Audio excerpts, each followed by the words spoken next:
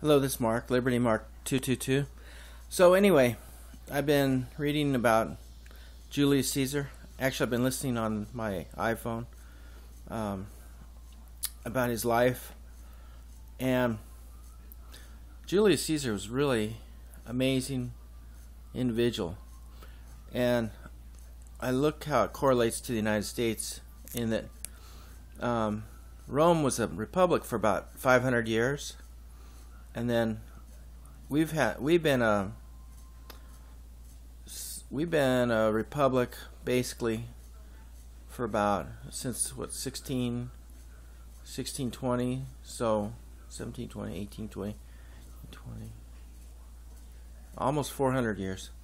So we've had a long history of not having any kind of king, and the Romans, they hated any kind of king also. And so they had a senate. The senate was very powerful back then. But what was so interesting is how Caesar gained power. He was he was the noble class, but then he was hunted down by this man named Sulla. There's two parties in Rome at this time. There was the Marcian and the Sulla also. And what had happened was this Sulla, he was the noble, and he kind of drove out Marcian. Marcian was driven to North Africa in Carthage. He was hiding out there. And so Sulla, he went down to put down this rebellion in Asia Minor with this Mithridates. And so when he left, this Marcian came and he came back to Rome and won back.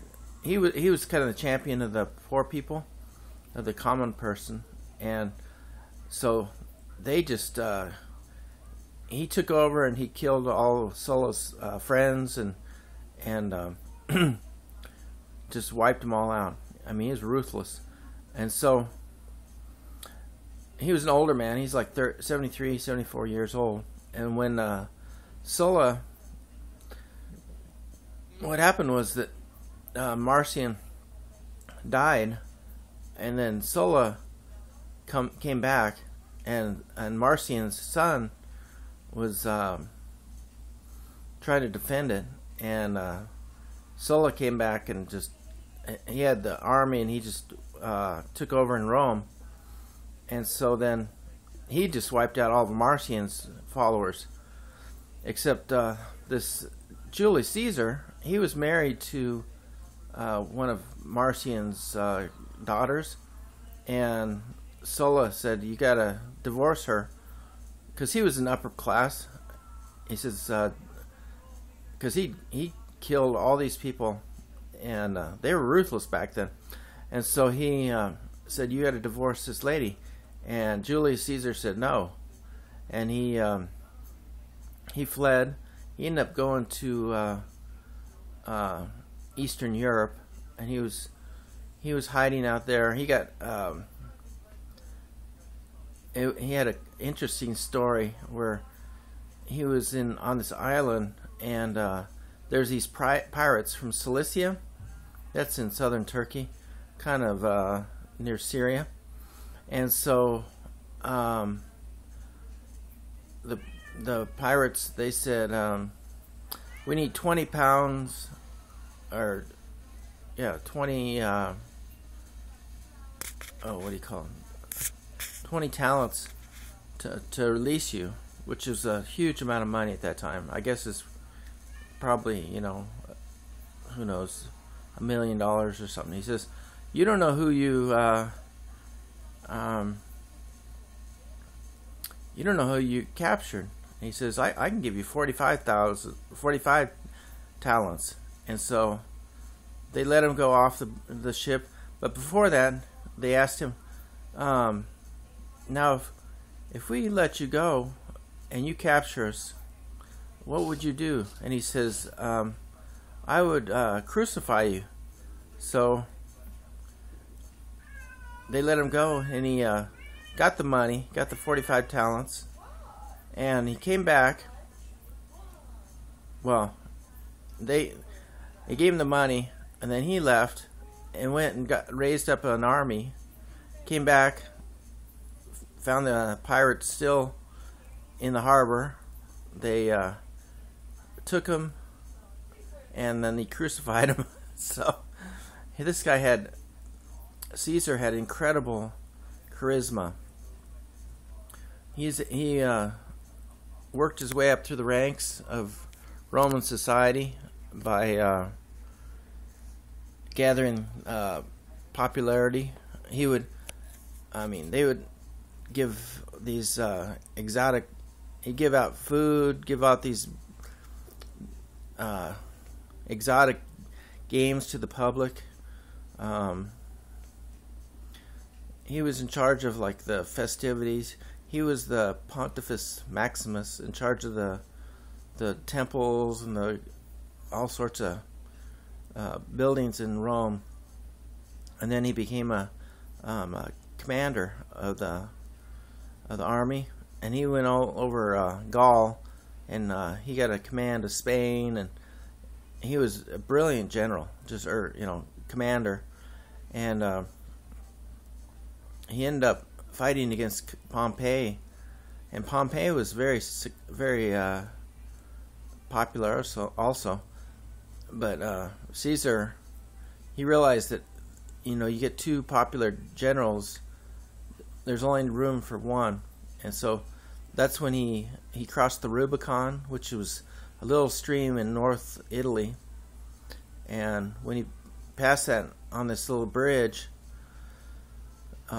they knew it was a very momentous time, because the Roman law said that the generals, the military people, couldn't go past that stream, because they realized that if you get military in the homeland, that they would turn into like a military rule, and they didn't want that. So anyway, when he crossed that, and he ended up chasing this Pompey halfway across the world, Pompey ended up getting killed by Ptolemy, which is the Egyptian king.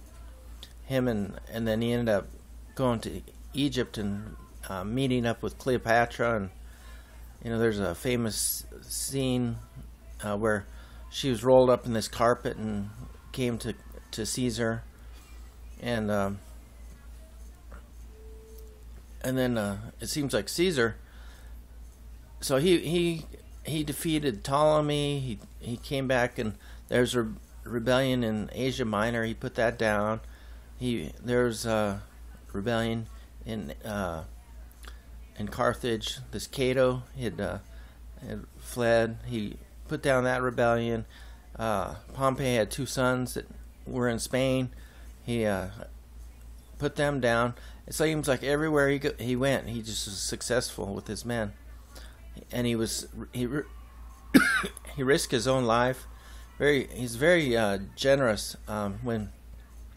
When he defeated Pompey, supposedly he had about 25,000 men, and Pompey had about 50,000, and he was able to outmaneuver them. This is in around Thessalonica in northern Greece, and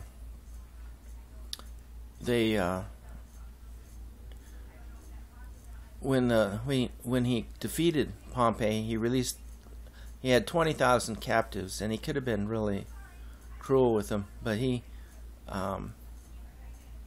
released them, and so they really, he was not a cruel ruler per se, but when he wanted to become king, that's when the Senate, they said that's too much, we can't take this, and so they had a petition. This is the Ides of March, the 15th of March, and there's some real famous lines where Julius Ceasar was warned not to go to the Senate that day, and Brutus was he was the leader of the Senate. Him and Cassius, they went before Caesar and gave a petition, and it was to pardon the brother of one of the senators, and he refused. And then one of the senators struck him in the neck, and then he was like, "What is this? This is treason!" And he fought back with this little pen as a style. It was a iron style that they used to write with, and so then all the senators started striking him, and they killed him. But he was so popular among the people that's why Mark Antony was able to rally the people, and basically that destroyed the Senate. See, and I wonder, the whole point of this thing is looking at the parallels between the point in America where we've had a republic, we've had a democracy, I suppose. People call it democracy, but it's actually a republic. And we're going to a dictatorship. Now, I don't think somebody like Barack Obama has the kind of charisma that Julius Ceasar had. He definitely didn't have the wherewithal as a commander to defeat these different enemies as far as militarily.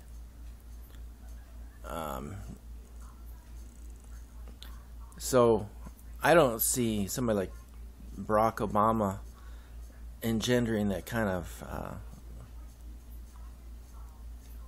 sympathy or following. People are not going to follow Barack Obama. I don't see anybody following any politicians in America right now. They're just they don't have the charisma at all. So anyway, here's my lesson on Julius Caesar, a little wrap up, and it was really interesting. I encourage you to read about him. It's really interesting. Thanks. Bye.